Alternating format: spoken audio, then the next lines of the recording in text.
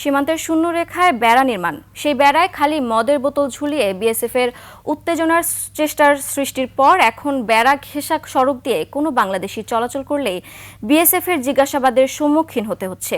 এছাড়া সীমান্তে বিএসএফের সার্চ লাইটের কারণে পোকার আক্রমণ শুরু হয়েছে ফসলের ক্ষেতে।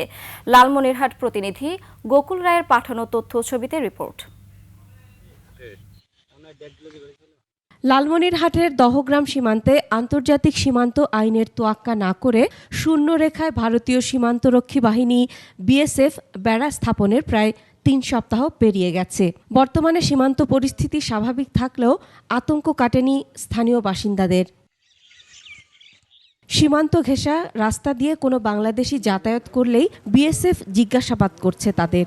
অভিযোগ তুলছে কাঁটাতারের বেড়া কেটে দেওয়ার চেষ্টার। সন্ধ্যার পরে সীমান্ত ঘেঁষা রাস্তা দিয়ে চলাচল করতে ভয় পান স্থানীয়রা। আমরা এখন যাইতেছি কাজের দিকে, ওরা যদি বলে যে আমার বেড়া কাটতে এসেছে, তাহলে আমাদের সমস্যা না, আমাদের কোনো তো জীবনের নিরাপত্তা নেই।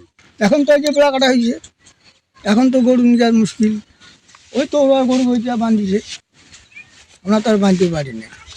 এদিকে সীমান্তে বিএসএফের উচ্চ ক্ষমতা সম্পন্ন সার্চ লাইটের কারণে বাংলাদেশি কৃষকদের ফসলে দেখা দিয়েছে পোকার আক্রমণ। এই যে লাইটগুলো যে বিশেষ জায়গায় জায়গায় লাইট, এই লাইটগুলো দিয়ে তো আমাদের বাংলাদেশে এগুলো অবস্থাতে তরি এগুলো পোকামাকড় বেশি হইতেছে। আমাদের গরু যদি ওই দিকে যাইতেছে, ওদের গরু আসতেছে, ছাগল, তাহলে আমাদের আসলে আমরা দিয়ে দিচ্ছি, আর আমাদের গেলে ওরা গ্যামজাম শুরু করতেছে। ৫ই আগস্টের পরে ৩ বিঘা করিডোর দিয়ে বড় যানবাহন চলাচল বন্ধ করে দিয়েছে ভারতীয় সীমান্তরক্ষী বাহিনী বিএসএফ। ভোগান্তিতে পড়েছেন ব্যবসায়ীরা। ৫ তারিখের পর থেকে কোনোভাবে কোনো প্রকার বড় ধরনের যানবাহন, কোনো ট্রাক ৩ বিঘা করিডোরের উপর দিয়ে ভারতীয় কর্তৃপক্ষ যাতায়াত করতে দিচ্ছে না। গবাদি পশু লালন পালনেও সমস্যার সম্মুখীন হচ্ছেন সীমান্ত পারের মানুষ। মাসুম আল ইসা, ডেস্ক রিপোর্ট, ২১ টেলিভিশন।